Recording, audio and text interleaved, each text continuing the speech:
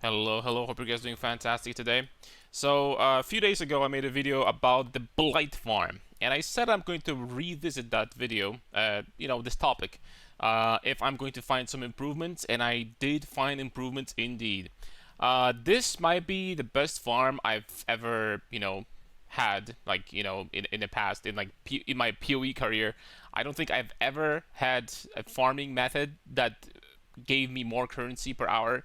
It's absolutely insane. In some cases, you're going to get 6 to 7 divines per map, which is it's not going to take that long to finish the map. Uh, but I can show you right now. I have an example what I found today. I haven't been really farming much today so far, but I had one map that dropped this. And that doesn't even include all the small scarabs that would amass probably to about 1 divine, or like 100 chaos, and all the strand maps I picked up.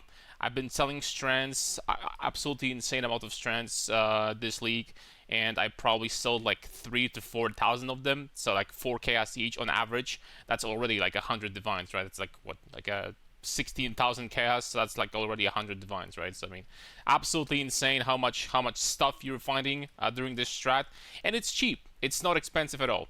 So I'm going to give you a showcase, guys. We're going to talk about what you need for that strat, more or less how powerful your character should be if you want to farm that, and yeah, we're going to wrap up the video after that. So basically, what we're going to start with the map. After the video, after the showcase, I'm going to show you guys the scarabs and all that stuff. But first, what map do you need? What maps do you need for that? I've realized that it's not a good idea to, like, of course, if you can get corrupted ones with like 8 mods, it's going to be even better. But I feel like getting something like this is totally serviceable, because when you're rolling maps when you're just spamming scours and alchemy orbs, you can choose which more modifiers you're gonna have in your maps. So like if you're gonna find roll like a very high, more maps, more currency, more scarabs, whatever, all three are good. Then you probably want to keep this map. Here's the thing: I started just slamming exalts if my map doesn't have 6 modifiers yet. If I'm going to roll a really nice map and I want to juice it even further, but for example it's going to have only 4 or 5 mods, then I'm going to slam exalts on it.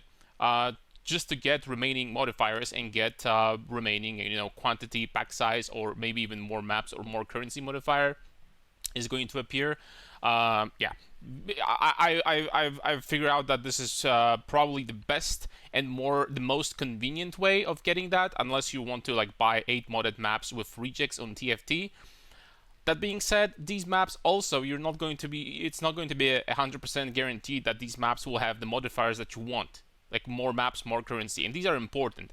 Generally speaking, I would say that the more maps, more currency, more scarabs modifiers are important, but what is also extremely important is quant and pack size, because the more pack size, the more monsters your blights are going to spawn. So all of these modifiers are important actually, so it's definitely worth it to like take your time to roll a good map. And of course you need to avoid the maps that you need to avoid modifiers that your build cannot do. That being said, let's just jump into it. I'm going to give you a showcase. We want to, roll the map as I mentioned, and probably adding Beyond is the best. You could literally just not add anything and get 8% extra quant. That would be okay, I guess, too. But I feel like Beyond is the, it's a lot of additional monsters, and it definitely has been giving me a lot of additional currency, because they drop tainted fusings, they drop tainted currency, generally speaking. So I think that adding all of these additional monsters is definitely worth it. And I'm completely disregarding the fact that it costs 4 chaos, because I don't even count that stuff at this point, So yeah, I'm going to show you what I do. Normally, what I would do, on paper, the best strategy is to go all the way back to the end of the map, kill the boss, and then go back. This way, you're going to have higher chances of getting good altars. But I think for the sake of this video, I'm just going to, yeah, just going to literally kill I'm going to say even more. I think I'm just going to click on this immediately. We're not going to look for altars, and we'll see how many lanes of monsters we're gonna get. We only got 6. That's not the best, but not the worst at the same time. When it comes to the Blight itself, I feel like getting the amount of lanes you're going to get, of course, the higher the better. I've had some crazy loot explosions with very high amounts of lanes. That being said, 6 is not bad. It's like, you know, maybe slightly above average, I would say. And I don't know, I have no idea what determines how many lanes that Blight is going to have. I have no idea. Maybe you can do something, I doubt it, because I did some research and I couldn't find anything. Maybe you can do something to consistently have more of these lanes. The only thing I've figured out so far is that they will, on average, have more lanes in open layout areas, like Strand, for example. Because, you know, this Blight is going to spread it in like more directions. It's going to have more room. So usually it's going to have more lanes when the layout is open, right? So like in close layouts, like for example, I don't know, dungeon map, I wouldn't count that the Blights are going to be amazing. But it's something like Dunes, something like Strand, it should be much better. Should be much better, generally speaking. I barely ever have less lanes of monsters than, for example, I don't know, 5, right? It basically doesn't happen. It's always 5 or more, pretty much. The maximum is 9, I believe. I've never had more than 9, and 9 is, you know, it's insane.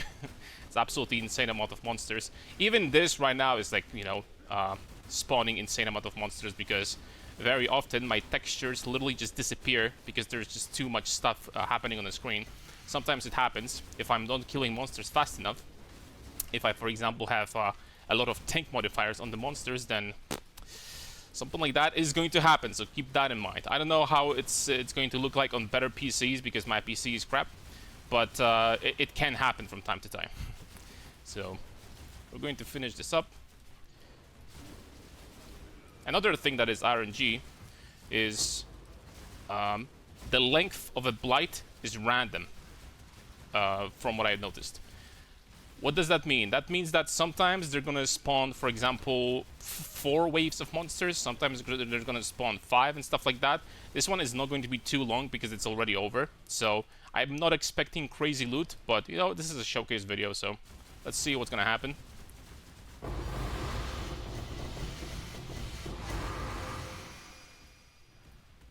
It wasn't too bad. It wasn't too bad. For 6 lanes and the fact that it was pretty short, it wasn't too bad. That being said, I'll be back. Alright, so I finished the map and I picked up everything from the ground. So let's calculate more or less how much profit that was. And that was, I'm going to say right now, going to tell you, this was like, I wouldn't say that this was above average. I think this map was below average, but you could see how quickly we got to Blight and how much profit we got off of it. That being said, we got like what, 12, 17 strands. So 17 strands, like on average, I'm selling them for 4 chaos. That's going to be 68 chaos. Then we have another 12, 14, 16, 18, 19 shaper maps. These are the worst ones. You can find 4 different variations. You can find shaper maps, elder maps, conqueror maps, and synthesis maps. Conk maps and synthesis maps are by far the best. They're both like they're about 20 chaos each. Shaper maps are only like 8 or 9 chaos each. So in this pile over here that we got here, that's only like a divine. Only a divine, but this is still like, you know, we got a decent amount of them. So let's just say that, you know, this is like 68 chaos, this is a divine, this is going to be like 40, 45 chaos, something like that. So we have a divine and 110 chaos, something like this. This is half a divine, so we're already sitting above two divines, way above 2 divines. And then we have 40 chaos for these. For strands, originated strands, you can sell for quite a lot. So 40 chaos each. So we're sitting only here. We're only sitting at 3 divines of profit, right? Minus the cost, of course, but cost is not very high. That being said, this is about 3 divines. And including all the currency, the bubblegum currency I picked up, this is definitely like, in total, we definitely got like 3 divines from this. So this is like below average. I mean, look what happened over here on this map that I had before. This is like literally with all these maps combined and this stuff, this is like 6 divines of profit. This was 3. And I got you technically what you can do to make it even faster if you want to. You can literally just try to find the Cassia as quickly as possible, do your Blight and get out. Don't even finish the map, because this is going to be like still 90% of your income, or like 85 or something like this. So this is something totally you can do. That being said, as you can see, absolutely insane how much it drops. I don't know if it's because of the combination of Scarabs, which we're gonna get into in a second, or maybe like a tier 16.5 maps do something to Blight. I don't know, but I don't think so, because in tier 17s the results are similar. The only difference is that in tier 17s you cannot drop tier 17 maps. Therefore, I think that unironically tier 16.5s are better for this, to do this, or at the very least they're similar. But yeah, I mean, it's just absolutely insane. And once again, this map was not all that great. It really wasn't. First of all, if these guys decided to roll conquer maps or synthesis maps, the profit immediately would be 4 divines instead of 3. So I mean, something to keep in mind, right? That being said, I'm going to go over the Scarabs and the change that we did since the last video. So the key pretty much of this strategy is these 2 Scarabs. This one causes Blight to spawn more waves. I think this is pretty self-explanatory. The only cost is that you don't get the chests after the Blight. You only get 1 big chest in the middle, and sometimes these chests are really good. If they're gonna roll, if you're going to finish the entire Blight, and you're gonna roll, like, for example, oils, it wasn't uncommon for me to get 2 golden oils and like 4 silver oils from a single from this big chest, right? So sometimes that is a lot of additional profit. If you're gonna roll, for example, divination card chest, Blight chest, you're gonna get like 20 or 25 stacked decks from this chest, right? So this is kind of cool. It's less clicking in a way, but you're gonna only have 1 chest, but instead there's gonna be more monsters, and that is absolutely fantastic because we do want as many monsters as possible. Then the other part, the second part of the strategy is each empowering tower in areas grant blighted monsters in range increased difficulty and reward. This is another part of RNG because sometimes these blights spawn less options to build towers, sometimes more. And of course, the more the better. So this is kind of cool, I guess, about this strategy because you never get bored. Because like every time you click on the Blight, you wonder, oh, if it's going to be like a 9 lanes Blight with a lot of towers and a very long duration, then you can expect, after you finish it, if you press Alt, you're literally going to crash the desktop. That's how much loot there is. Right, and this is only 1 player. Like imagine, for example, 6 players. Imagine party play. That being said, yeah, this is great. This is literally the reason why I'm building empowering towers everywhere. And something to keep in mind, you can buff yourself a little bit. These empowering towers stack. And all of them, I believe, give you a little bit of action speed, or this is just movement speed and attack speed. I'm not sure which that is. That being said, with increased range, 50% increased range on both rings, a lot of them will affect you. So this is additional DPS that it's not a bad thing, right? Because at the same time, they're gonna make the monsters more difficult, but you'll be able to buff yourself. Some of these monsters are ridiculously tanky though, especially if you're gonna add them like a lot of tank stats in your map. Some of them really, really get ridiculous. Like I have like about 50 million Shaper DPS right now on this character, and it gets even more with these empowering towers. I'm going to get probably to like 75 to 80 with all these buffs from the towers. And from Mercenary potentially too, because the PoB doesn't even count the Mercenary. So I have a lucky hit as well. So probably with all these buffs, I probably have like around 100 million Shaper DPS. And these monsters still don't die sometimes, depending on the map mods, of course. So you want to make sure that if your build is not that strong yet, perhaps you want to roll your maps for a longer period of time just to make sure to avoid very dangerous mods. Or perhaps you want to do something else, like for example, I don't know what you could do to make this strategy like less dangerous. I guess you could build, instead of empowering towers, you could build the slowing towers. These are really great. So I guess that this is a great the great way of decreasing the difficulty if you're struggling. And of course, sometimes these monsters spawn with proximity shields, and that's going to be pain in the ass because proximity shields, obviously, this character has 150,000 max hit, LE max hit, and I still die very fast sometimes. Sometimes I do die fast, so something to keep in mind, right? Depending on the map mods. Then, this is very important, and surprisingly, this is insanely cheap. Nobody uses that Scarab. Excuse me. Tier 14 plus maps found in area have a chance to drop as Shaper, Elder, Conqueror, or unique synthesized maps. And this is what basically gives us these huge stocks of of maps that you're gonna sell in bulk. I've been selling hundreds upon hundreds of them, if not thousands, and they sell very easily. As a matter of fact, if you have a big bulk of them, sometimes it's actually easier to sell them for a better price compared to something like, selling, for example, 3 or 5 at the time. If you have, like me, I have over here like a, I have full stock of Sanctuary maps over here. I have like almost full stash of synthesized maps. I'm going to sell all of these maps for like, I'm going to sell them in sets for like whatever, how much this is going to be, like 30, 40, 50 divines, and and I'm going to be fine, right? So this is absolutely amazing. Then Cartography Scarab of Escalation, I think, is also amazing. This is what could this is what could push you towards 8 modded corrupted maps. That being said, the profits are still astronomical with 6 modded maps. You're gonna roll your map very nicely. It's gonna have good modifiers. Then if it's not going to have 6 modifiers, then you're gonna slam an Exalt or 2, and you're done, right? And this works absolutely fantastically well. There is something that you could do instead of it, but I'm going to show you in a second. The main difference that I did compared to last video is this: Horned Scarab of Bloodlines.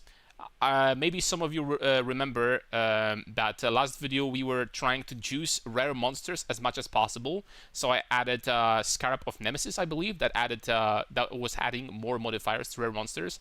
I think this is better. With this Scarab, almost every single monster in Blight is magic, and magic monsters are way better than normal. So with this Scarab, I did multiple tests with different Scarabs, and this setup works the best for me. It's absolutely devastating how much loot sometimes you get from. I think the best map I've had, like I think I had 8 Divines of Profit, and the map lasted like 10 minutes, and it lasted 10 minutes only because I was picking up loot for 4 minutes or something like that, right? So I mean, it's just insane, like how much loot sometimes. If you're gonna get a good Blight with a lot of lanes, with a lot of towers, and it's going to be long enough, then the loot it's just intoxicating. You can get addicted from it. You really can. Like I just can't stop farming. I'm supposed to like going for my next character. At this point, I have like 800, 900 divines that I have nothing to do with. I mean, just before someone are gonna tell me that this is a bait. I don't even know how many. This is probably like 100 divines. All that stuff that I have over here, and here I have like 500 divines, and here I have like 8,000 chaos. So that's like another 50 divines. All this stuff is probably worth like 50 divines. Then I have a mage blood over here because I bought it, because why not? So like just before you're gonna say that the bullshit video, you don't have 2 mirrors or something like that. I do. I probably have more than that actually. It's like I bought some small things like Awakened Multi-Strike as well in the meantime. So like how much is Awakened Multi-Strike right now? Just to show you, right? Right now it's 90 divines. So just saying, right? It's not BS, and the best part about it is that I'm definitely not fob gun, if you know what I mean. I definitely don't farm as quickly. I'm not the type of guy that literally just picks up as quickly as possible, does the map as quickly as possible, go back here over the boom, another map, boom, go, and just go next map, right? I'm definitely not that type of player. I'm just going to like walk around a little bit. I'm just going to like check this or that. I'm going to like look at the video on the side or something like this. You know what I mean, right? I'm going to interact with the chat, although that's, I guess it's not a good argument because every streamer does.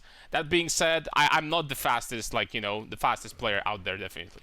Not the fastest, the most efficient farmer. I even like to click maps and do the King's March, even though it's completely worthless compared to this. Just because I like to. I literally just like to, and send the shipments and stuff like that. The shipments so far since the start of the league probably gave me 20 divines, but that's it. So that's like 3 or 4 maps here. Literally. And how much time I wasted doing all that stuff, I don't know. I could have probably made another 100 divines in the meantime, but just saying, right? So long story short, yeah, the money with this setup is just insane. Something that I wanted to mention though, I think maybe, just maybe, you could exchange this. I haven't tested it yet, but maybe you could exchange this and you could use magic. Unfortunately, I don't have a scarab right now like this. You could use a scarab that gives you 40% magic pack size increase. This would increase the amount of monsters from the Blight even more. And honestly, I will be testing. I'm going to like give it a try and test it a little bit. You know, this will rival the 60% more maps modifier from this. So I mean, I don't think that this strategy is going to beat this Scarab, but we're gonna find out. I'm going to test it and let you guys know if it's even better than this, right? Because you know, we gotta test everything. That being said, I think I talked enough about Scarabs at this point. I'm going to guys show you a Atlas tree because there were optimizations as well. So what I did is I dropped shrines completely. What I did basically is I dropped unnecessary nodes. So I completely dropped shrines over here. I dropped them completely. I dropped these modifiers over here, like Remnants of the Past, Vivid Memories. I dropped Conquered Conquerors. Rolls right off your tongue. And I basically dropped over here because that was for 4 points. You have just a little bit more altars. Honestly, this point and without this point, I haven't noticed any difference. I'll be honest. You know that sometimes you're not gonna see with naked eye, but this is whatever really. So instead, I just went for this cluster over here for Ether and called it a day. And basically, I added as much quant as possible. So I added this cluster over here, and I added more scarabs. So I have a scarab cluster over here, scarab cluster over here to get ambush scarabs, which are, you know, ambush scarab of containment is the most expensive scarab I do believe in the game right now, and all that stuff. Scarabs over here, and basically this is what I did, right? And that's how the tree is. Not too many changes, but you still want the map modifier. Obviously, every single map modifier, you want every single node for explicit modifiers on your maps is obviously mandatory because that increases the difficulty, but that increases as well quantity and pack size of monsters, which is amazing. So we want definitely all of this. And then there's some of the Blight nodes. Some of them are not worth taking, but the ones that I have is like, you know, this cluster over here that makes the Blight monsters take more damage. The cluster over here, obviously, that gives you a guaranteed Blight, basically. So we don't need to click Blight on the you know, on the map device. This cluster over here for Blight is absolutely mandatory. This gives you more monsters, so it's absolutely mandatory. And I think that's pretty much it when it comes to Blight. So yeah, only these 3 clusters. So not too much investment. You know, there are nodes that you could drop if you really wanted to. For example, you could drop this and this or something like that, or maybe even this. Like you could drop like 5 points here. We don't get that many unique monsters, so you could drop 5 points over here and invest into something else if you wanted to. It's totally up to you, right? If you're like a bigger expert when it comes to Blight, if you've been doing that for many months or years maybe, then and if you have more knowledge, then also first of all, let me know in the comments what I could improve to juice this even further. And secondly, of course, you're going to use this and make these Blights even better, right? But that's pretty much it. Thank you very much for watching, guys. If you're going to have any questions, feel free to ask down in the comments. And that's pretty much it. Yeah. See you next time. Bye bye.